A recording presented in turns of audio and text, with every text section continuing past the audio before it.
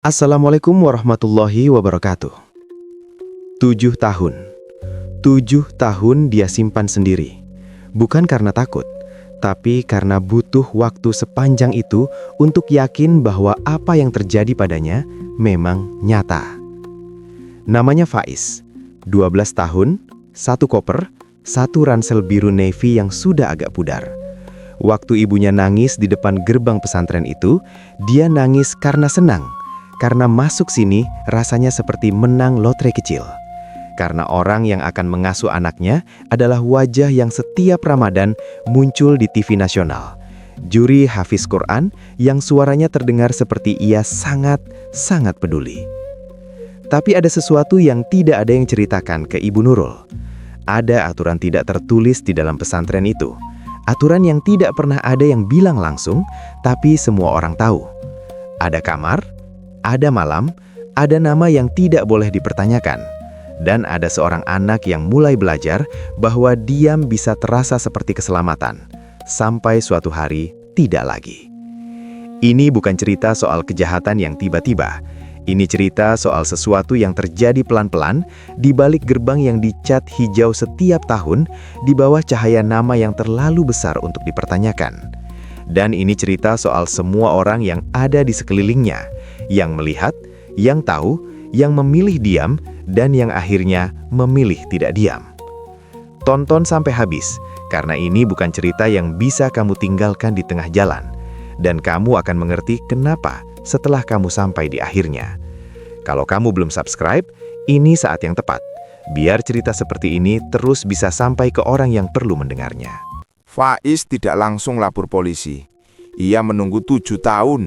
Bukan karena takut, tapi karena ia butuh waktu 7 tahun untuk yakin bahwa apa yang terjadi padanya memang nyata, bukan sesuatu yang ia salah tafsirkan.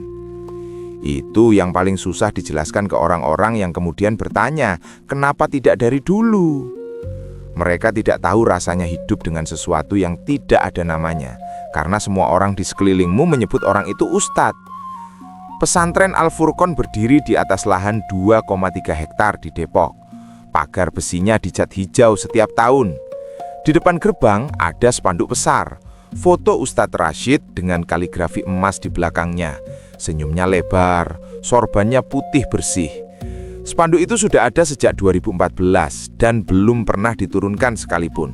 Bahkan waktu hujan deras sampai pinggirannya robek. Ada yang bilang Rashid sendiri yang minta spanduk itu tetap terpasang. Ada yang bilang tidak ada yang berani menurunkannya. Faiz datang ke sana usia 12 tahun dengan 1 koper besar dan 1 tas ransel biru navy yang sudah agak pudar. Ibunya nangis di pintu gerbang, bukan karena sedih, tapi karena senang. Masuk Al-Furqon waktu itu seperti lolos seleksi beasiswa. Ada daftar tunggu, ada tes tahfiz, ada rekomendasi dari ustadz kampung. Keluarga Faiz merasa seperti menang lotre kecil. Anak mereka akan diasuh langsung oleh orang yang sering muncul di TV nasional. Rashid memang sering di TV. Setiap Ramadan pasti ada. Duduk di kursi juri dengan mic kecil di kerah bajunya, mendengarkan anak-anak hafal Quran, lalu mengomentari tajwid mereka dengan suara dalam yang terdengar seperti ia sangat peduli. Penontonnya jutaan, komentarnya sering di-screenshot, dibagikan ke grup WhatsApp keluarga. Ada ibu-ibu yang menyimpan fotonya di lemari sama seperti menyimpan foto ustadz mereka. Itulah kenapa waktu kabar itu pertama kali bocor, yang pertama kali tidak percaya justru para ibu. Di dalam pesantren, Rashid jarang keluar kamar utamanya sebelum subuh.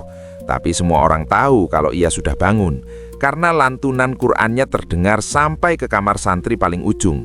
Suaranya tidak untuk dipertanyakan. Di sana suara bagus adalah bentuk otoritas.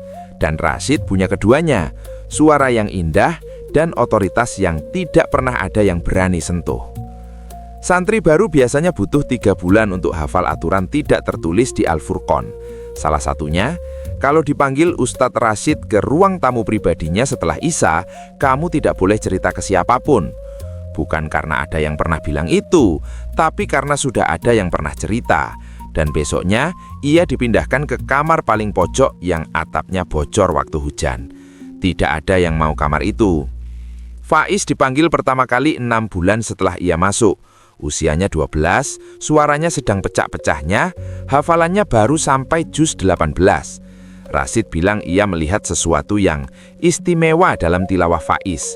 Kata-kata yang kemudian Faiz hafal lebih baik dari hafalan Qur'annya sendiri, karena ia dengar itu lagi dan lagi selama bertahun-tahun setelahnya. Ibu Nurul di Pati tidak tahu soal panggilan itu. Yang ia tahu adalah laporan hafalan Faiz bagus, nilai akhlaknya memuaskan, dan setiap kali ia telepon, Faiz bilang baik-baik saja. Baik-baik saja adalah kalimat yang paling susah dibuktikan kebohongannya, karena bunyinya memang terdengar seperti kebenaran kalau diucapkan dengan cukup meyakinkan. Kak Zulfa saat itu santri senior, usianya 20 tahun, sudah hampir lulus.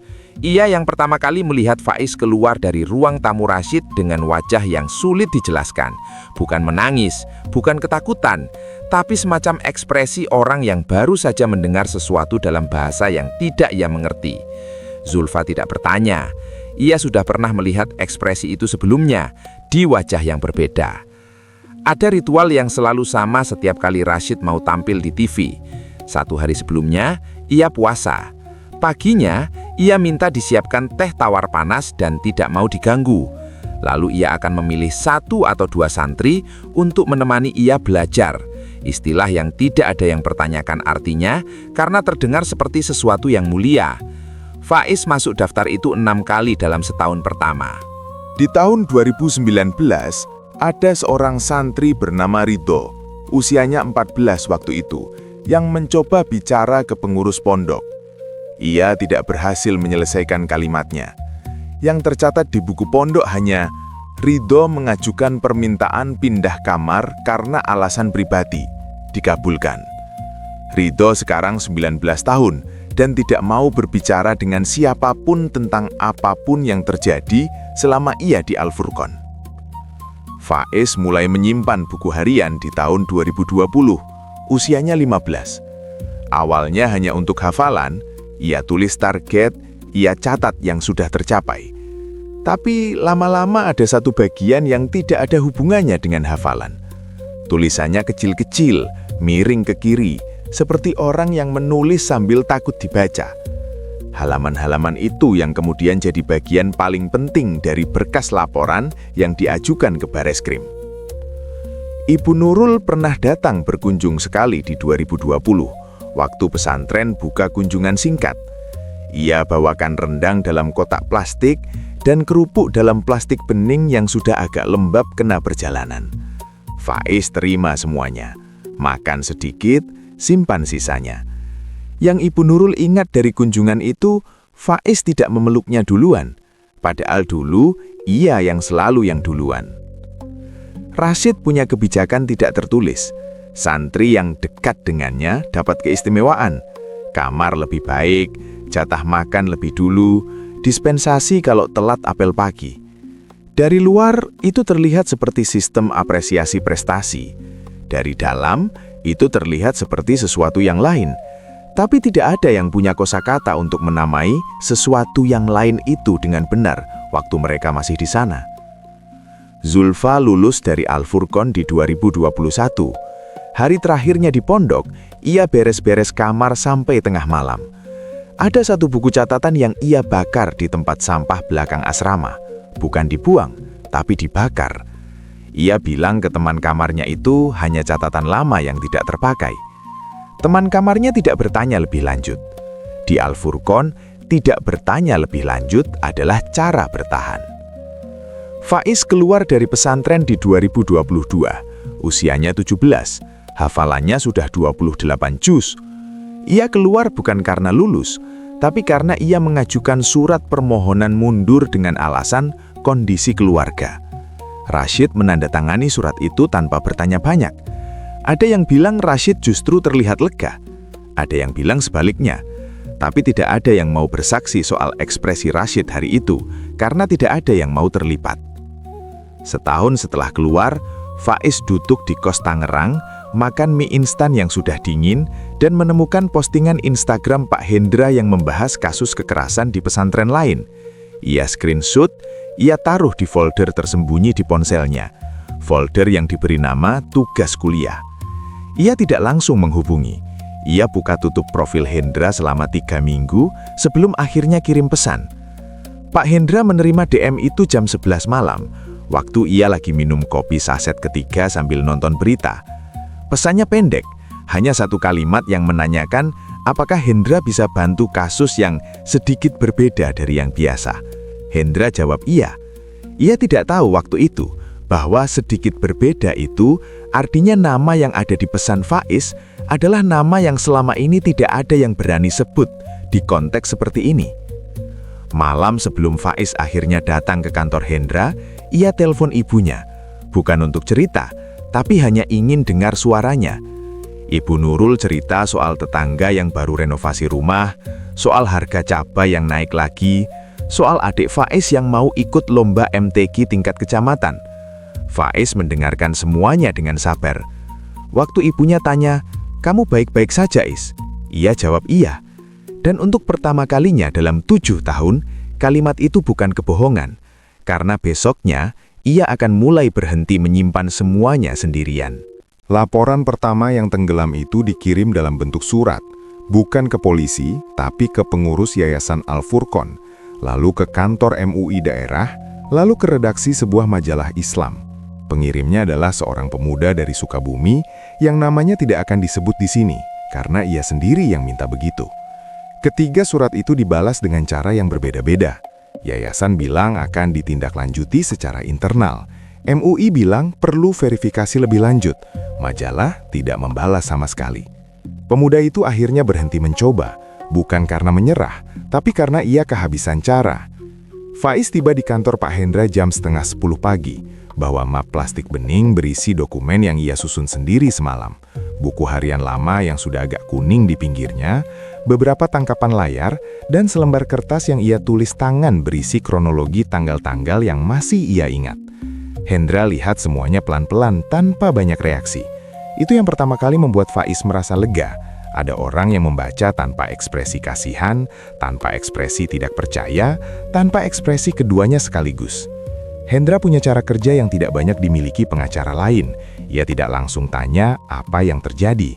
Ia mulai dari pinggir, tanya soal rutinitas di pesantren, tanya soal struktur hari-hari Faiz di sana, tanya soal siapa yang biasanya ada di mana dan jam berapa. Pertanyaan-pertanyaan itu terdengar seperti percakapan biasa, tapi sebenarnya sedang menyusun sesuatu, kronologi yang nantinya harus bisa dibuktikan, bukan hanya dirasakan. Faiz butuh hampir 2 jam untuk sampai ke bagian yang paling penting. Di antaranya ada jeda-jeda panjang yang tidak diisi siapapun. Hendra biarkan jeda itu. Ia tidak dorong, tidak isi dengan pertanyaan baru. Kopi sachetnya sudah habis 2 bungkus. Di luar jendela, ada suara motor yang sesekali lewat. Faiz menatap map plastiknya lebih lama dari yang seharusnya, lalu mulai bicara dengan suara yang tidak berubah volumenya, tapi terdengar seperti datang dari tempat yang sangat jauh. Yang Hendra pahami dari pertemuan pertama itu, ini bukan kasus tunggal, ini bukan impulsif, dan ini bukan orang yang baru memutuskan sesuatu kemarin. Faiz sudah hidup dengan keputusan ini selama bertahun-tahun. Ia hanya belum menemukan pintu yang tidak terkunci. Hendra tutup buku catatannya, minta waktu seminggu untuk riset awal, lalu menawarkan teh, bukan kopi. Faiz minta air putih saja. Seminggu itu Hendra habiskan dengan menggali, bukan ke orang, tapi ke dokumen publik. Ia pelajari struktur Yayasan Al-Furqon, siapa nama-nama di balik akte pendirian, siapa yang ada di Dewan Pengawas, siapa yang pernah jadi saksi di dokumen legalnya. Nama-nama yang ia temukan membuat ia diam cukup lama di depan layar laptopnya. Bukan karena ia kenal mereka, tapi karena ia tahu betapa sulitnya berhadapan dengan nama-nama seperti itu di ruang sidang manapun di Indonesia. Di Pati, Ibu Nurul menjalani hari-harinya seperti biasa. Masuk pabrik pukul 6 pagi, pulang setengah 4 sore, masak, istirahat sebentar, lalu tilawah setelah maghrib. Ia tidak tahu anaknya sedang duduk di kantor pengacara di Bekasi dengan map plastik berisi 7 tahun yang belum pernah ia ceritakan ke ibunya. Setiap malam sebelum tidur, Ibu Nurul selalu sebut nama Faiz dalam doanya. Ia tidak tahu ia sedang mendoakan sesuatu yang jauh lebih besar dari yang pernah ia bayangkan. Zulfa mendengar kabar itu dari grup WhatsApp alumni Al-Furqon. Bukan kabar soal Faiz, tapi soal isu yang sedang beredar tentang pesantren. Pengirimnya panik, kalimatnya pendek-pendek dan salah ketik di beberapa tempat. Zulfa baca pesannya 2 kali, lalu taruh ponselnya menghadap bawah di atas meja. Ia duduk seperti itu selama beberapa menit, menatap permukaan meja kayunya yang ada satu goresan panjang di pojok kiri, goresan yang sudah ada sejak ia beli meja itu 3 tahun lalu dan tidak pernah ia perbaiki. Hendra menghubungi Faiz di hari ke-8, 1 hari lebih dari yang dijanjikan, dengan satu pertanyaan yang tidak Faiz duga. Apakah ada orang lain yang bersedia bicara? Bukan sebagai saksi resmi dulu, hanya bicara. Faiz diam sejenak. Ia punya 2 nama yang sudah lama ia simpan di kepala. Nama yang sering muncul di mimpinya dengan wajah yang sama-sama terlihat kelelahan. Ia tidak tahu apakah nama-nama itu mau dihubungi. Ia tidak tahu apakah ia sendiri mau yang menghubungi. Nama pertama yang Faiz coba hubungi tidak membalas selama 4 hari. Nama kedua balas dalam 2 menit, tapi hanya dengan satu kata. Kenapa sekarang? Faiz tidak langsung jawab. Ia ketik beberapa versi balasan, hapus semuanya, lalu akhirnya kirim sesuatu yang panjangnya hanya 2 kalimat. Orang itu tidak membalas lagi malam itu. Tapi keesokan paginya, ada pesan masuk jam 5:13, seperti dikirim oleh seseorang yang tidak bisa tidur dan akhirnya memutuskan sesuatu sebelum subuh. Nomor kedua itu adalah Hamdan, 21 tahun, sekarang di Surabaya, kerja di bengkel motor milik pamannya. Ia masuk Al-Furqon usia 11, keluar usia 15, dengan alasan yang di buku pondok ditulis sebagai permintaan orang tua. Orang tuanya tidak pernah meminta apa-apa, Hamdan yang meminta, dengan cara yang memaksa orang tuanya percaya bahwa ia hanya tidak cocok dengan sistem pondok, bahwa ia lebih baik sekolah biasa, bahwa tidak ada alasan lain. 4 tahun ia jaga kalimat itu tetap terdengar masuk akal. Hamdan dan Faiz tidak pernah berteman dekat di pesantren. Beda angkatan, beda kamar. Yang mereka punya hanya satu memori bersama yang tidak pernah dibicarakan. Suatu malam di 2019, Hamdan lewat di depan ruang tamu Rasid dan melihat Faiz keluar dari sana. Mata mereka bertemu sebentar. Tidak ada yang berkata apa-apa. Keduanya jalan ke arah berbeda. Tapi Hamdan ingat detail itu dengan sangat jelas. Lebih jelas dari banyak hal lain yang terjadi di pesantren itu. Hendra akhirnya bertemu Hamdan lewat video call, bukan tatap muka. Hamdan tidak mau keluar Surabaya untuk ini, setidaknya belum. Ia bicara dengan volume rendah, meski sepertinya sendirian di ruangan. Tangannya tidak kelihatan di layar, tapi dari cara bahunya bergerak, Hendra bisa tebak ia sedang memegang sesuatu erat-erat. Ceritanya beda detailnya dari Faiz, tapi polanya sama persis. Dan itu justru yang paling meyakinkan Hendra bahwa ini bukan sesuatu yang dikonstruksi bersama. Proses penyusunan laporan resmi ke Bareskrim butuh hampir 3 bulan. Bukan karena Hendra lambat, tapi karena setiap kali Faiz harus mengulang ceritanya untuk keperluan dokumen, ada biaya yang harus dibayar tubuhnya. Malam-malam yang susah tidur, mie instan yang menumpuk di sudut kamar, kuliah yang bolos 2 kali tanpa keterangan. Dosen walinya kirim pesan menanyakan kabar. Faiz balas dengan ada urusan keluarga. Kalimat yang secara teknis tidak sepenuhnya salah. Kabar soal laporan itu bocor sebelum resmi didaftarkan. Bukan dari Faiz, bukan dari Hendra, tapi dari seseorang di Bareskrim yang mengenal seseorang yang mengenal seseorang di lingkaran Yayasan Al-Furqon. Begitulah cara informasi bergerak di dunia-dunia yang saling tumpang tindih seperti itu. Tidak ada yang sengaja membocorkan, tapi tidak ada juga yang benar-benar menjaga. Rasid tahu ada yang sedang bergerak ke arahnya 3 minggu sebelum laporan itu resmi masuk. Reaksi pertama Rasid adalah menghubungi pengacaranya, bukan pengacara yayasan, tapi pengacara pribadinya yang selama ini hanya mengurusi kontrak-kontrak TV dan hak cipta ceramahnya. Obrolan itu berlangsung panjang dan tidak ada rekaman resminya. Yang kemudian diketahui dari percakapan itu hanya satu hal. Rasid minta dicarikan penerbangan ke Kairo dalam waktu paling lambat 2 minggu. Zulfa menerima telepon dari nomor yang tidak ia ketahui 2 hari setelah kabar itu mulai beredar di grup alumni. Suara di seberangnya laki-laki, sopan, memperkenalkan diri dari pihak yayasan, dan menyampaikan bahwa kalau ada yang menghubungi Zulfa untuk meminta keterangan, ada baiknya Zulfa berkonsultasi dulu. Kalimat itu disampaikan dengan nada yang terdengar seperti saran, tapi terasa seperti sesuatu yang lain.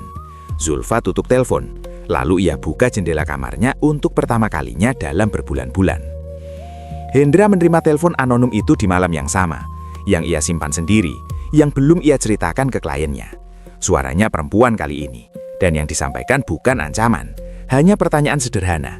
Apakah Hendra yakin semua pihak yang terlibat dalam kasus ini punya cukup ketahanan untuk menghadapi prosesnya sampai akhir? Hendra bilang iya. Telepon ditutup. Ia tuang kopi saset keempat malam itu. Yang pertama kalinya ia minum lebih dari 3 sehari sejak setahun lalu. Laporan resmi akhirnya masuk ke Bareskrim pada suatu Rabu pagi di 2024. Berkas 47 halaman, 2 pelapor utama, 3 dokumen pendukung, dan 1 permintaan agar identitas pelapor dilindungi selama proses. Petugas yang menerima berkas itu tidak memperlihatkan ekspresi khusus. Ia stempel, ia catat, ia kasih nomor registrasi. Faiz pegang kertas nomor registrasi itu di parkiran Bareskrim. Angin Jakarta pagi itu agak kencang. Kertasnya hampir terbang. Ia genggam lebih erat. Yang tidak ada di dalam berkas 47 halaman itu, yang tidak sempat atau tidak bisa dimasukkan ke dalam format laporan resmi, satu malam di 2019, ketika Faiz duduk di lantai kamarnya yang dingin, setelah keluar dari ruang tamu Rashid, ia ambil buku hariannya dan menulis sesuatu di halaman yang kemudian ia robek. Ia ingat tiap kata yang ia tulis malam itu. Bahkan sekarang, bahkan setelah halamannya sudah lama hilang. Ia tidak pernah ceritakan isi halaman itu ke Hendra, ke polisi, ke siapapun. Ada hal-hal yang bisa jadi bukti, dan ada hal-hal yang hanya milik dirimu sendiri. Dan Faiz memutuskan halaman itu miliknya. 3 hari setelah laporan masuk ke Bareskrim, nama Ustadz Rashid Maulana muncul di Twitter. Bukan dari akun jurnalis, bukan dari akun aktivis, tapi dari akun dengan foto profil kucing dan 340 pengikut yang menulis 1 utas panjang dengan kalimat pembuka yang langsung viral dalam 6 jam. Tidak ada yang tahu siapa pemilik akun itu. Tidak ada yang sempat tanya, karena dalam waktu 12 jam, utas itu sudah di-screenshot dan disebarkan ke ratusan grup WhatsApp dari Sabang sampai Merauke, termasuk grup ibu-ibu pengajian di Pati, tempat Ibu Nurul menjadi anggota. Ibu Nurul melihat screenshot itu jam 8 malam, dikirim oleh tetangganya dengan caption tanda tanya 3 biji. Ia baca pelan-pelan, lalu baca lagi. Nama pesantrennya ada di sana. Nama yang selama bertahun-tahun ia sebut dengan nada yang sama, seperti ia menyebut nama tempat yang ia percayai sepenuhnya. Ia tidak langsung telepon Faiz. Ia taruh ponselnya, pergi ke dapur, cuci piring yang sebenarnya sudah bersih, lalu duduk di kursi plastik di depan pintu belakang, sambil menatap halaman yang gelap sampai suaminya masuk dan tanya kenapa belum tidur. Faiz tahu utas itu viral bukan dari notifikasi, tapi dari ponselnya yang tiba-tiba tidak berhenti getar selama setengah jam. Sebagian besar pesan dari nomor yang ia tidak kenal, beberapa dari teman kuliah yang bertanya dengan cara yang bermacam-macam, tapi intinya sama. Apa benar kamu yang dimaksud? Ia matikan data ponselnya. Ia duduk di tepi kasur kosnya dan menatap dinding yang catnya agak mengelupas di sudut atas. Ia sudah mempersiapkan diri untuk proses hukum yang panjang dan sunyi. Tidak untuk ini, tidak untuk viral dalam 1 malam. Hendra menghubungi Faiz jam 9 malam dengan nada yang datar, tapi ada sesuatu di baliknya yang terdengar seperti orang yang sedang menahan nafas. Ia bilang situasinya berubah, bukan lebih buruk, tapi berubah. Perhatian publik bisa jadi tameng, tapi juga bisa jadi pisau yang arahnya tidak selalu bisa dikontrol. Ia minta Faiz tidak bicara ke media dulu, tidak posting apapun, tidak konfirmasi apapun. Faiz setuju, lalu ia tanya satu hal yang dari tadi ingin ia tanyakan. Apakah Rashid sudah tahu namanya ada di laporan? Hendra diam terlalu lama sebelum menjawab. Di kompleks pesantren Al-Furqon malam itu, lampu di ruang utama Rashid menyala sampai lewat tengah malam. Para santri yang kamarnya menghadap ke sana bisa lihat bayangannya bergerak di balik gorden, bolak-balik tidak berhenti. Seorang santri yang paling senior cerita ke temannya bahwa ia dengar suara telepon yang berdering berkali-kali. Teman itu bilang mungkin urusan siaran. Yang pertama tidak menjawab, karena ia tahu jadwal siaran Ramadan masih 3 bulan lagi, dan tidak ada yang menelpon pengisi acara tengah malam untuk urusan siaran. Pengacara Yayasan Al-Furqon merilis pernyataan resmi keesokan paginya. 2 paragraf, bahasa formal, intinya, tuduhan ini tidak berdasar. Ustadz Rashid adalah tokoh yang telah berdedikasi puluhan tahun, dan yayasan akan menempuh jalur hukum untuk membersihkan nama baik.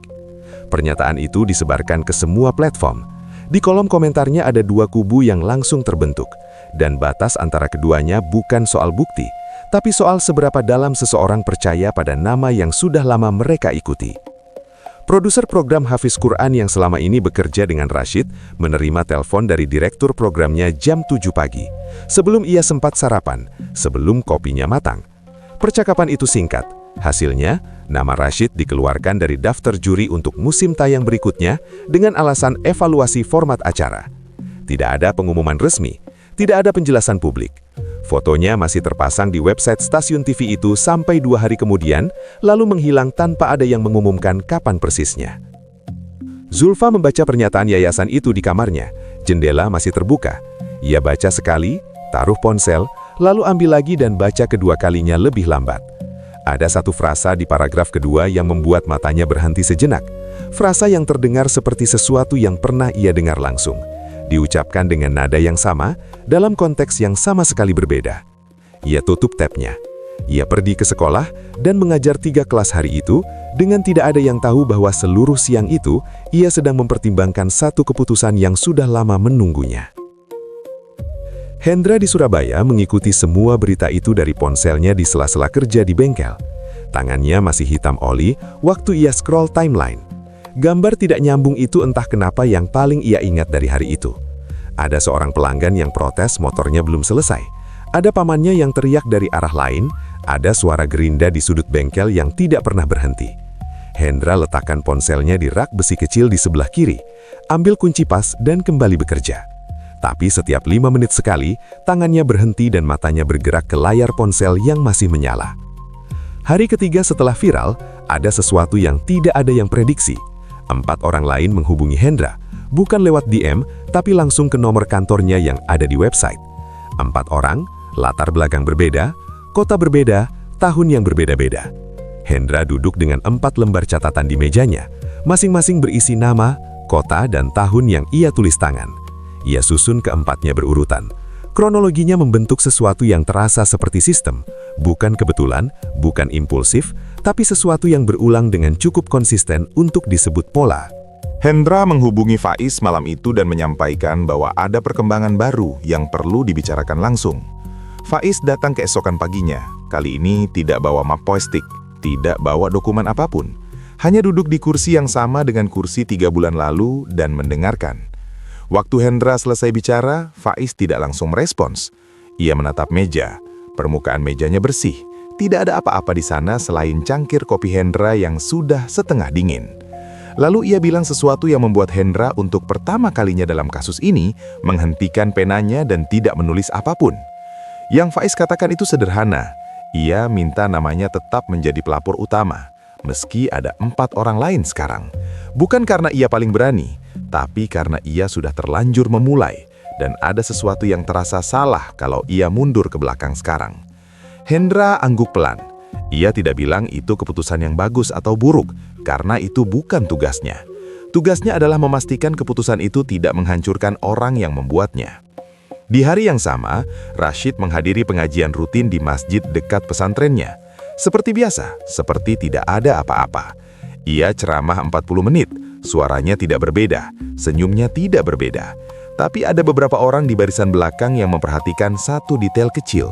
Tas kecil yang biasanya ia tinggal di meja belakang panggung, hari itu ia bawa terus, tidak pernah lepas dari tangannya. Tas itu, yang kemudian diketahui, berisi paspor dan beberapa dokumen yang sudah dilaminating. Bareskrim menerbitkan surat panggilan pertama untuk Rashid 4 hari setelah laporan resmi masuk. Prosedur standar, bukan penangkapan. Surat itu diantarkan ke alamat pesantren. Penerima di gerbang bilang Ustadz Rashid sedang keluar kota untuk agenda dakwah dan akan segera disampaikan. Petugas yang mengantarkan catat keterangan itu, kembali ke kantor dan laporkan ke atasannya. Tidak ada yang curiga. Belum, ini masih hari pertama. Ibu Nurul akhirnya menelpon Faiz di hari kelima. Setelah 5 hari ia simpan sendiri semua yang ia baca di grup WhatsApp itu. Faiz angkat di deringan ketiga. Ibunya tidak langsung tanya apapun. Ia mulai dengan cerita soal adiknya yang sakit demam, soal atap dapur yang perlu diperbaiki sebelum musim hujan. Faiz dengarkan semuanya. Lalu ada hening yang panjang. Lalu ibunya mulai bicara dengan suara yang berbeda dari tadi. Lebih pelan, lebih berhati-hati, seperti orang yang sedang menyeberangi lantai yang tidak yakin bisa menahan beratnya. Faiz tidak bisa bilang semuanya di telepon itu. Terlalu banyak, terlalu besar, dan suara ibunya sudah terdengar seperti orang yang sedang berusaha keras untuk tidak menangis dari 600 km jauhnya. Ia bilang ia baik-baik saja. Ia bilang ada sesuatu yang sedang ia urus dan nanti akan ia jelaskan langsung. Ibunya diam sebentar, lalu bilang satu kalimat yang membuat Faiz tutup matanya. Ia bilang ia minta maaf karena dulu percaya. Faiz bilang tidak ada yang perlu diminta maaf. Keduanya tahu kalimat itu tidak cukup, tapi untuk malam itu yang paling mungkin diucapkan. Rashid tidak hadir pada panggilan pertama Bareskrim. Alasannya tertulis di surat balasan dari pengacaranya. Klien kami sedang menjalani perawatan kesehatan dan membutuhkan waktu untuk mempersiapkan diri. Panggilan kedua dijadwalkan. Di antara panggilan pertama dan kedua itu, dalam rentang 8 hari, Rashid muncul sekali di Instagram pribadinya, posting foto sedang tadarus dengan caption yang panjang, penuh tanda pagar doa dan dakwah. Kolom komentarnya langsung penuh. Ada yang marah, ada yang membela, ada yang hanya mengirim emoji menangis tanpa keterangan apa-apa. Panggilan kedua Bareskrim juga tidak dipenuhi. Kali ini tanpa surat balasan apapun. Petugas yang ditugaskan untuk memantau keberadaan Rashid pergi ke pesantren dan disambut oleh pengurus yang bilang Ustadz Rashid sudah beberapa hari tidak ada di lingkungan pesantren. Mereka tidak tahu kemana, atau mereka tahu tapi memilih kalimat itu. Petugas itu berdiri di depan gerbang Al-Furqon yang masih dicat hijau. Masih ada spanduk foto Rashid di atasnya. Dan untuk pertama kalinya, ia benar-benar memperhatikan senyum di foto itu. Kabar bahwa Rashid tidak bisa ditemukan bocor ke media dalam waktu kurang dari 24 jam. Kali ini bukan dari akun anonim, tapi dari sumber yang cukup dekat dengan proses hukumnya untuk dianggap kredibel. Headline-nya bermacam-macam, tapi intinya sama. Yang paling banyak diklik adalah headline yang menggunakan kata kabur. Kata yang secara hukum belum bisa digunakan, tapi secara emosi sudah diputuskan jutaan orang sebelum mereka selesai membaca paragraf pertama. Malam itu Faiz buka Maps di ponselnya dan cari jarak dari Jakarta ke Kairo. Entah kenapa, bukan karena ada gunanya, hanya karena ia ingin tahu. Jawabannya muncul dalam detik, 7.800 km. Ia tutup aplikasinya. Di luar jendela kosnya, Jakarta masih ramai seperti biasa. Motor, klakson, suara TV dari kamar sebelah yang tipisnya dinding tidak bisa sembunyikan. Faiz berbaring di kasurnya, menatap langit-langit, dan menyadari satu hal yang tidak ia antisipasi sejak awal, bahwa momen yang selama ini ia bayangkan sebagai titik akhir, laporan resmi, nama di berkas, proses yang mulai bergerak, ternyata bukan akhir apapun. Itu baru permulaan dari sesuatu yang jauh lebih panjang dari yang pernah ia ukur. Setelah kata kabur muncul di headline, ada semacam gempa kecil yang tidak tercatat di skala Richter manapun, tapi getarannya terasa di tempat-tempat yang tidak terduga. Di grup WhatsApp alumni pesantren, ada yang langsung keluar grup tanpa bilang apa-apa. Di kantor stasiun TV yang dulu menayangkan program Rashid, ada rapat mendadak yang tidak ada notulensinya. Di sebuah warung makan di Depok yang biasa dikunjungi jamaah pengajian Rashid setiap Jumat, hari itu meja-mejanya lebih sepi dari biasanya. Dan yang datang pun lebih banyak menatap layar ponsel daripada makanannya. Nama perempuan itu Salma, 23 tahun, tinggal di Bekasi, bekerja sebagai admin di sebuah klinik kecil. Ayahnya adalah Pak Wahid, pengurus keuangan Yayasan Al-Furqon sejak 2015. Orang yang tanda tangannya ada di ratusan dokumen resmi pesantren itu. Salma tumbuh mendengar nama Rashid disebut di meja makan seperti nama anggota keluarga yang dihormati. Dan itu yang membuat apa yang ia lihat di 2018 jadi sesuatu yang bertahun-tahun tidak bisa ia beri nama. Karena nama yang tepat akan menghancurkan terlalu banyak hal sekaligus. Yang Salma lihat di 2018 bukan sesuatu yang dramatis. Tidak ada kekerasan yang kelihatan, tidak ada tangisan yang terdengar. Ia hanya melihat seorang anak laki-laki keluar dari ruang tertentu dengan cara berjalan yang sedikit berbeda dari cara orang berjalan kalau mereka baik-baik saja. Salma waktu itu 17 tahun dan tidak punya kosakata untuk apa yang ia rasakan. Tapi tubuhnya tahu, dengan cara yang tubuh kadang tahu sebelum pikiran menyusul. Ia simpan itu, lalu ia simpan lagi, lalu menjadi kebiasaan menyimpan. Ayah Salma, Pak Wahid, mendengar kabar kaburnya Rashid dari televisi, bukan dari siapapun di yayasan, bukan dari pengacaranya, tapi dari siaran berita sore yang kebetulan menyala di ruang tamu. Ia duduk di kursi yang sama sudah 14 tahun, kursi rotan yang sandarannya sudah agak miring ke kiri. Ia tidak bergerak selama berita itu dibacakan. Istrinya yang masak di dapur tanya ia mau makan apa malam ini. Pak Wahid tidak menjawab, bukan karena tidak dengar, tapi karena ada sesuatu yang sedang runtuh di dalam kepalanya dan ia belum tahu cara berdiri di antara reruntuhannya. Salma mengirim pesan ke Hendra malam yang sama setelah berita kaburnya Rashid viral. Pesannya panjang, dikirim dalam 3 bagian. Bahasa Indonesia yang rapi, tapi ada beberapa typo di bagian tengah yang tidak sempat ia perbaiki. Tanda ia mengetik dengan tangan yang tidak sepenuhnya tenang.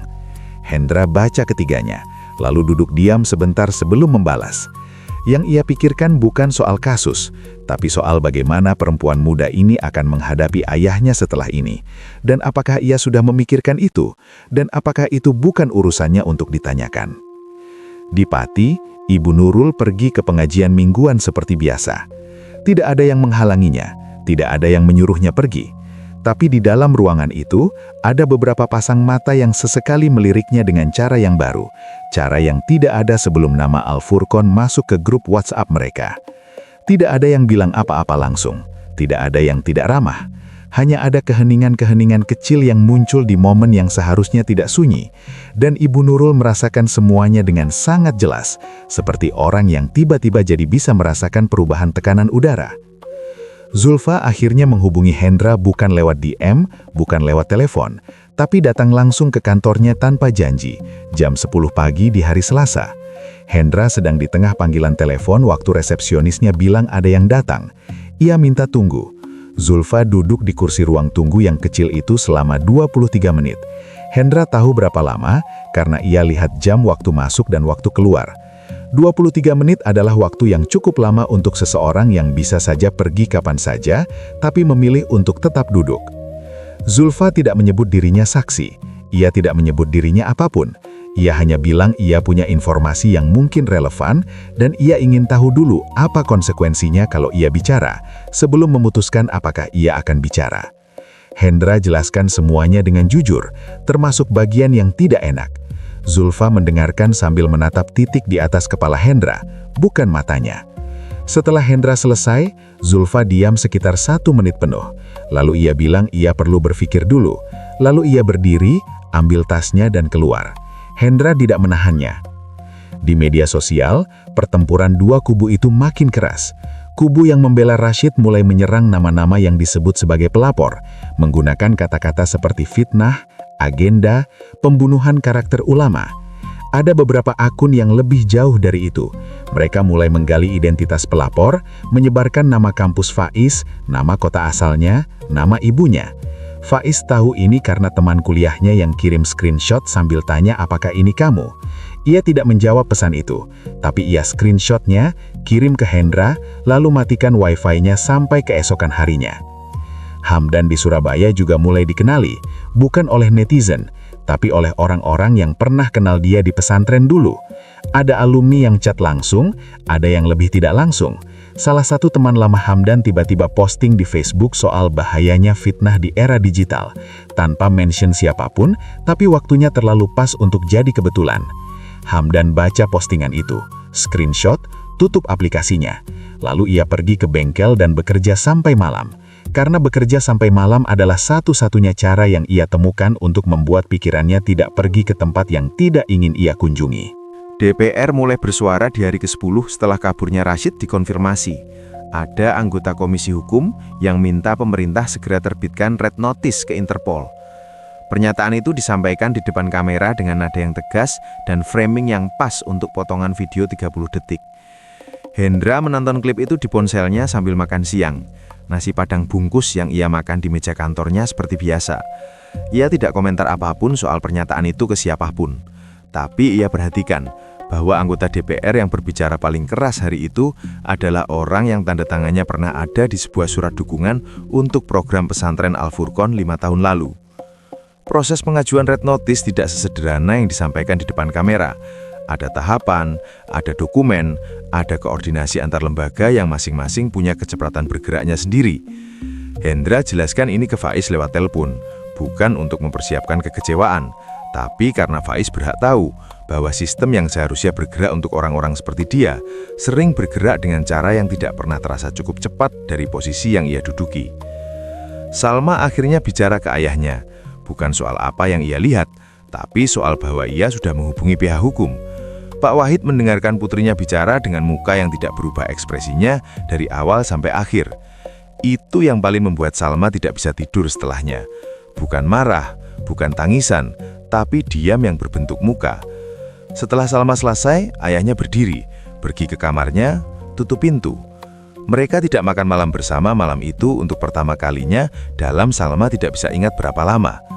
Pak Wahid tidak tidur malam itu. Salma tahu karena kamar orang tuanya tepat di sebelah kamarnya dan dinding rumah mereka tipis. Cukup tipis untuk dengar suara langkah kaki yang mundar-mandir pelan-pelan sampai lewat pukul 2 pagi. Ia tidak keluar untuk mengetuk pintu. Ia berbaring menatap langit-langitnya dan mendengarkan langkah kaki ayahnya. Dan berpikir bahwa ada orang-orang yang hidupnya tiba-tiba terbagi dua oleh satu malam. Sebelum malam itu dan setelahnya. Dan ayahnya sekarang sedang berdiri tepat di garis itu tanpa tahu kemana harus melangkah. Di Mesir, Rashid mengupdate status WhatsApp-nya. Sebuah foto langit senja dengan teks ayat Quran di atasnya. Tidak ada caption, tidak ada lokasi. Tapi ada yang mengenali latar belakang arsitektur di sudut foto itu. Dan dalam 2 jam sudah ada yang posting analisisnya di Twitter. Gedung mana, kawasan mana di Kairo. Hendra mendapat kiriman link analisis itu dari 3 orang berbeda dalam waktu setengah jam. Ia forward ke kontak di Bareskrim. Balasannya singkat, sudah dicatat. Di pesantren Al-Furqon, para santri yang tersisa menjalani hari-hari mereka di bawah kepemimpinan sementara yang ditunjuk yayasan. Seorang ustadz muda bernama Fahri yang sebenarnya tidak siap untuk ini dan tidak pernah minta untuk siap. Jadwal harian berjalan seperti biasa, subuh berjamaah, tahfiz pagi, pelajaran siang. Tapi ada sesuatu yang berubah dalam cara mereka bergerak di ruang-ruang tertentu. Ada kamar, ada lorong, ada sudut di pesantren itu yang sekarang dilewati dengan kecepatan yang sedikit berbeda dari sebelumnya. Ibu Nurul naik bus dari Pati ke Tangerang, tanpa bilang ke Faiz. Perjalanan 8 jam yang ia isi dengan tilawah dan menatap jendela bergantian. Ia tiba di depan pintu kos Faiz jam 6 pagi. Waktu Faiz baru mau keluar beli sarapan. Mereka berdiri di depan pintu kos itu selama beberapa detik. Ibunya dengan tas besar yang terlihat seperti diisi tergesa-gesa, Faiz dengan sandal jepit dan rambut yang belum disisir. Tidak ada yang langsung bicara. Ibunya yang melangkah lebih dulu, masuk, duduk di kursi satu-satunya yang ada di kamar itu, dan mengeluarkan kotak rendang dari tasnya yang masih hangat karena dibungkus kain tebal. Mereka makan bersama di kamar kos itu. Rendang dengan nasi yang Faiz masak dadakan. 2 piring, 1 meja kecil. Ibu Nurul tidak langsung tanya apapun soal kasus. Ia cerita soal perjalanan busnya, soal penumpang di sebelahnya yang mendengkur dari Cirebon sampai Karawang, soal harga tiket yang naik dari terakhir kali ia naik bus. Faiz mendengarkan dan makan. Di antara suap-suap itu ada sesuatu yang tidak diucapkan keduanya, tapi keduanya rasakan. Semacam proses, semacam jembatan kecil yang sedang dibangun dari kedua ujungnya sekaligus, pelan-pelan dengan bahan seadanya. Zulfa menghubungi Hendra 3 hari setelah pertemuan pertama mereka, lewat pesan teks, bukan telepon. Pesannya pendek, ia bersedia memberikan keterangan, tapi ada satu hal yang ingin ia pastikan dulu. Ia ingin tahu apakah nama orang yang pernah ia lindungi, tanpa sadar atau dengan sadar yang ia pilih untuk tidak akui, akan ikut terseret dalam proses ini. Hendra baca pesannya 2 kali, lalu ia ketik jawaban yang jujur, meski tidak semua yang jujur adalah yang paling mudah diterima. Karena Zulfa sudah cukup lama hidup dengan kenyataan yang dipilih atas dasar kemudahan, dan Hendra tidak mau jadi satu lagi orang yang melakukan itu padanya. Malam itu, di 4 kota berbeda, Tangerang, Surabaya, Bekasi, Bogor, ada 4 orang yang masing-masing sedang menghadapi versi berbeda dari pertanyaan yang sama. Setelah semua ini, apa yang tersisa dari dirimu yang sebelum semua ini terjadi? Faiz tidur dengan ibunya di kamar kos yang sempit. Ibunya di kasur, ia di lantai dengan alas bantal. Hamdan duduk di teras bengkel yang sudah tutup, minum air putih, menatap jalan yang sepi. Salma rebahan di kamarnya mendengar suara TV dari kamar orang tuanya, yang artinya ayahnya belum tidur juga. Zulfa membuka jendela kamarnya lebar-lebar untuk pertama kalinya, bukan karena panas, tapi karena ia ingin merasakan udaranya masuk. Red Notice itu akhirnya diterbitkan. Bukan dalam hitungan hari seperti yang dijanjikan di depan kamera DPR, tapi 47 hari setelah nama Rashid pertama kali masuk sistem Bareskrim.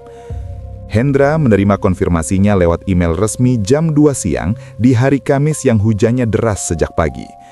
Ia forward ke Faiz tanpa komentar apapun. Faiz baca notifikasi itu sambil duduk di kantin kampus, di meja paling pojok, di antara suara mahasiswa lain yang sedang ribut soal tugas kelompok. Ia tidak cerita ke siapapun di meja itu. Ia pesan teh manis, minum pelan-pelan, dan duduk di sana sampai hujannya agak reda. Kairo tidak memulangkan orang semudah yang dibayangkan orang-orang yang mengomentari kasus ini dari balik layar ponsel mereka. Ada perjanjian bilateral, ada prosedur ekstradisi, ada waktu yang bergerak dengan kecepatannya sendiri yang tidak bisa dipaksa oleh petisi online atau tekanan media. Hendra sudah tahu ini dari awal. Yang ia tidak tahu adalah seberapa panjang waktu yang bergerak dengan kecepatannya sendiri itu, dan apakah klien-kliennya punya cukup sesuatu di dalam diri mereka untuk menanggung jarak antara sudah dimulai dan sudah selesai. Faiz semester 3 sekarang. Nilai akademiknya tidak bagus, tapi tidak jatuh. Ia ada di garis batas yang cukup untuk dilanjutkan. Dosen walinya pernah minta bicara 4 mata dan bertanya dengan cara yang hati-hati apakah ada sesuatu yang perlu dibantu. Faiz bilang terima kasih dan bilang ia sedang mengurus sesuatu yang cukup besar tapi sudah ada yang bantu. Dosen itu tidak bertanya lebih lanjut, dan Faiz tidak tahu apakah itu karena menghormati atau karena tidak mau terlibat, dan ia memutuskan untuk tidak peduli dengan perbedaan keduanya. Hamdan mengambil keputusan yang tidak ia umumkan ke siapapun. Ia mendaftar sebagai pelapor resmi.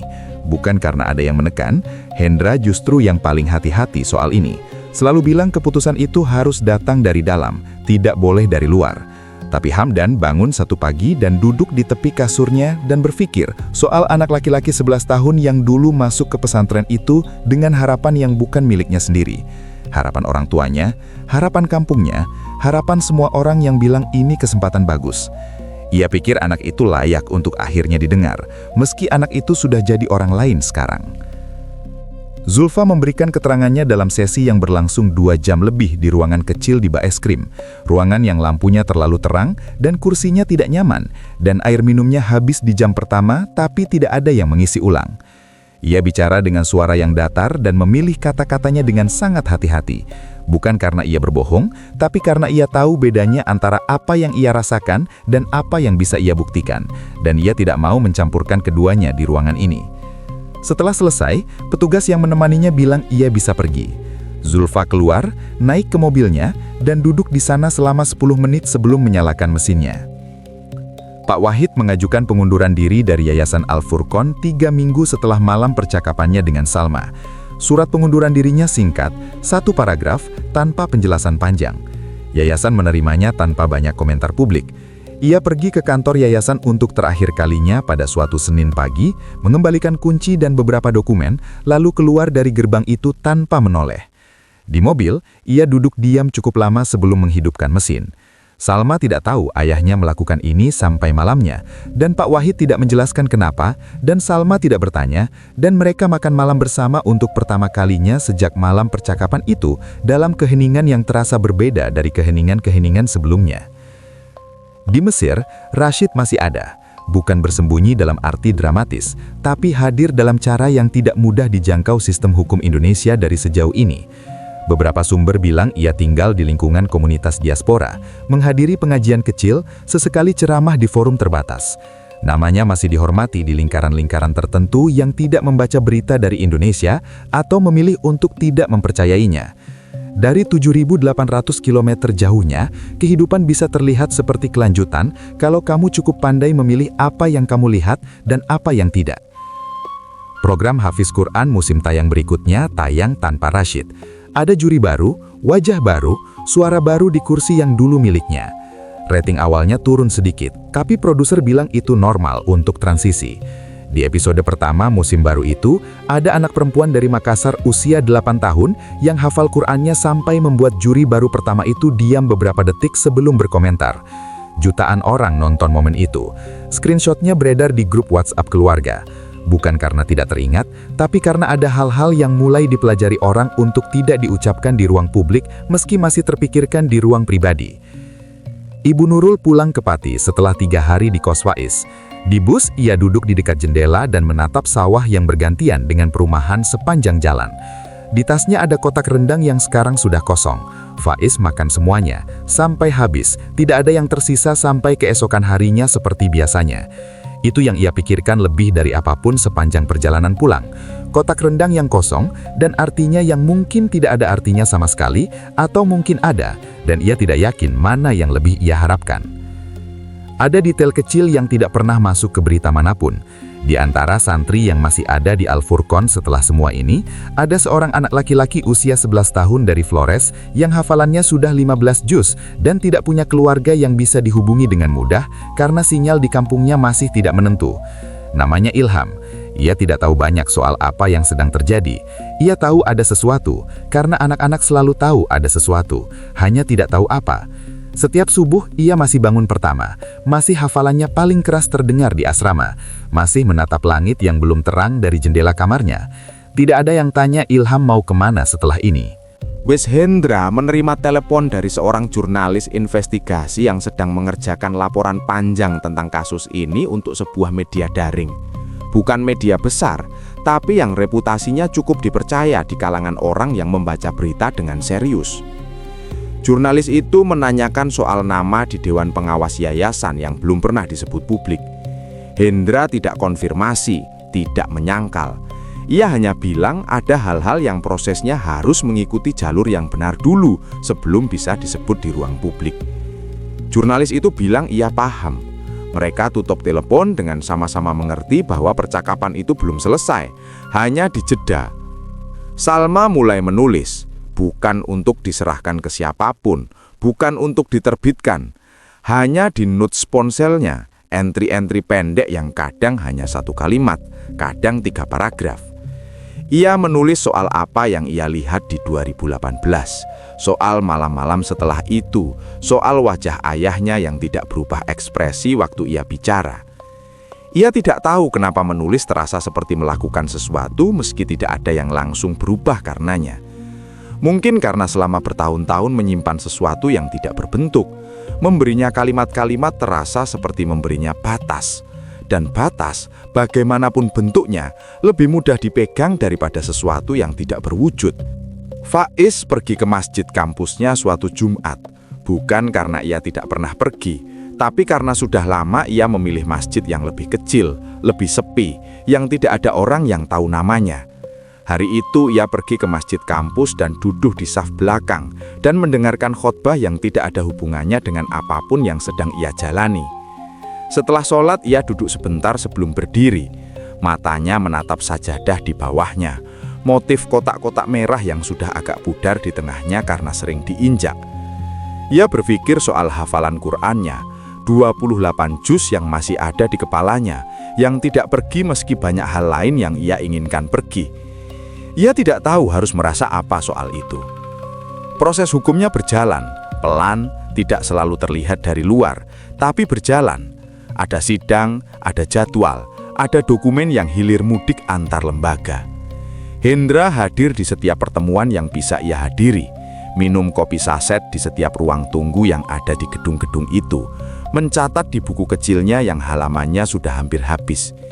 Ia beli buku catatan baru, buku yang sama, merek yang sama. Warnanya beda karena yang biru sudah habis di toko, jadi ia beli yang hitam. Detail itu tidak penting, tapi itulah yang nyata dari proses yang sering digambarkan orang sebagai sesuatu yang heroik. Buku catatan baru karena yang lama habis, dan kopi saset di ruang tunggu yang lampunya terlalu redup. Zulfa mengajar seperti biasa di SMP-nya di Bogor. Anak-anak kelas 7 yang ramai, yang tidak tahu apa yang sedang dibawa gurunya ke dalam kelas setiap harinya. Ada satu murid perempuan di baris ketiga yang punya kebiasaan menunduk kalau ditanya langsung. Bukan karena tidak tahu jawaban, tapi karena sesuatu yang lain yang Zulfa kenali dengan cara yang membuat dadanya sesak. Ia tidak bisa melakukan banyak hal dengan pengenalan itu, tapi ia bisa melakukan satu.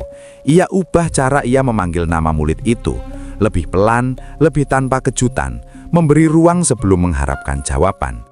Itu yang ia bisa. Untuk sekarang itu yang ia lakukan. Hamdan suatu hari menemukan foto lama di ponselnya. Foto dari masa di pesantren, waktu ia masih 13 tahun. Berdiri di depan aula bersama beberapa santri lain. Wajahnya di foto itu sedang tidak menatap kamera. Matanya ke arah lain, ke sesuatu di luar frame yang tidak bisa dilihat siapapun yang melihat foto ini. Ia zoom foto itu, lihat wajah mudanya itu, lalu taruh ponselnya. Ia tidak hapus fotonya, tapi ia juga tidak tahu apa yang harus dilakukan dengan sesuatu yang sudah lewat tapi tidak pernah benar-benar pergi. Dan mungkin memang tidak ada yang harus dilakukan. Mungkin itu bukan soal melakukan sesuatu, tapi soal belajar hidup di sebelah sesuatu yang tidak bisa dipindahkan. Di Al-Furqon, spanduk foto Rashid di depan gerbang akhirnya diturunkan. Bukan karena keputusan resmi yayasan, tapi karena anginnya kencang suatu malam dan talinya putus dan spanduknya jatuh ke tanah. Paginya ada santri yang menemukannya tergeletak di depan gerbang, basah karena hujan, sudut-sudutnya kotor. Ustadz Fahri yang muda itu berdiri di sana sebentar menatapnya sebelum minta dua santri membantunya membawa spanduk itu ke gudang belakang. Tidak ada yang membahas apakah spanduk itu akan dipasang lagi atau tidak. Itu pertanyaan yang tidak ada yang mau jadi orang pertama yang mengajukan. Ibu Nurul tidak lagi menyebut nama Al-Furqon di pengajian. Bukan karena malu, tapi karena ia belum menemukan cara untuk menyebutnya yang tidak membawa serta semua hal yang sekarang ikut menempel di nama itu. Tapi ada satu hal yang ia mulai lakukan yang tidak pernah ia lakukan sebelumnya. Setiap kali telepon Faiz, ia tanya, "Ada sesuatu yang mau kamu ceritain, Is?" Bukan, "Kamu baik-baik saja." Kalimat yang berbeda, pintu yang berbeda. Faiz kadang bilang tidak ada, kadang bilang ada sedikit. Yang penting pintunya ada, yang penting pintunya tidak terkunci dari luar. Rashid masih di Kairo. Red notice itu ada di sistem, tapi sistem dan kenyataan tidak selalu bergerak di kecepatan yang sama. Namanya masih disebut di Indonesia dalam banyak konteks, di ruang sidang, di rapat lembaga, di grup-grup WhatsApp yang tidak berhenti berdebat, di doa-doa orang yang percaya ia bersalah dan doa-doa orang yang percaya ia dizolimi. Ia ada di antara semua penyebutan itu tanpa bisa dikonfirmasi, tanpa bisa dikonfrontasi, menggantung di antara hukum yang belum selesai dan opini publik yang sudah memutuskan. Dan jarak 7.800 km itu bukan hanya soal geografis, tapi soal betapa mudahnya seseorang tetap tidak terjangkau kalau cukup banyak sistem yang bekerja lebih lambat dari yang seharusnya. Faiz membeli gorengan di kantin kampus suatu sore, 3 biji. Harganya sama seperti yang dijual di depan kos-kosannya, tapi entah kenapa rasanya beda sedikit, lebih berminyak mungkin. Ia makan sambil berjalan pulang, 1 biji di tangan, 2 di plastik. Langit Tangerang sore itu warnanya orange campur abu-abu di bagian yang ada awannya. Ia makan biji pertama, lalu biji kedua. Sampai di depan pintu kosnya ia buka kunci, masuk, taruh plastik berisi 1 gorengan terakhir di meja. Ia duduk di kasurnya, buka ponsel, lihat tidak ada pesan baru yang penting. Lalu ia lihat gorengan itu masih di meja, sendirian di dalam plastik, masih hangat, belum dimakan. Ia tidak langsung mengambilnya, ia biarkan saja di sana, dan menatapnya dari jarak kasur ke meja, dan berpikir soal sesuatu yang tidak akan pernah kita tahu apa. Karena ada hal-hal yang terjadi di dalam seseorang yang tidak punya saksi, tidak punya catatan, tidak punya nama, dan itu bukan kekurangan cerita ini, itu bagian yang paling jujur darinya. Spanduke sudah tidak ada, gerbangnya masih berdiri, dicat hijau seperti biasa. Tapi ada sesuatu yang berubah di dalam sana yang tidak bisa dikembalikan hanya dengan mengganti spanduk. Nama itu masih ada di sistem, red notice, berkas 47 halaman, 5 pelapor. Tapi Rashid masih di Kairo, dan sistem bergerak dengan kecepatannya sendiri yang tidak pernah terasa cukup cepat dari posisi orang yang menunggunya. Yang paling berat dari cerita seperti ini bukan bagian yang sudah selesai, tapi bagian yang masih dibawa orang-orangnya setiap hari dalam bentuk yang berbeda-beda. Faiz masih kuliah semester 3, Hamdan masih di bengkel di Surabaya, Sulfa masih mengajar, tapi sekarang ia memanggil nama muridnya lebih pelan, memberi ruang sebelum mengharapkan jawaban. Kita tidak tahu apa yang itu artinya, tapi kita tahu itu bukan kebetulan. Kalau kamu menonton ini sampai habis, mungkin ada sesuatu dalam cerita ini yang terasa lebih dekat dari yang kamu harapkan. Mungkin bukan nama, bukan tempat, bukan kejadiannya, tapi perasaan bahwa ada sesuatu yang kamu lihat dulu yang tidak kamu beri nama, karena nama yang tepat terasa terlalu besar untuk diucapkan. Itu bukan salahmu, tapi itu bukan berarti kamu harus terus simpan sendiri. Kalau cerita ini terasa penting buat kamu, bagikan ke satu orang yang menurutmu perlu dengar ini. Bukan untuk viral, bukan untuk ramai, Tapi karena kadang satu cerita bisa jadi cara seseorang akhirnya menemukan kalimat yang selama ini tidak ia punya. Tinggalkan komentar di bawah. Ceritakan satu hal yang kamu rasakan setelah nonton ini. Dan kalau kamu belum subscribe, channel ini akan terus hadirkan cerita-cerita yang tidak akan kamu temukan di tempat lain. Sampai episode berikutnya. Jaga diri.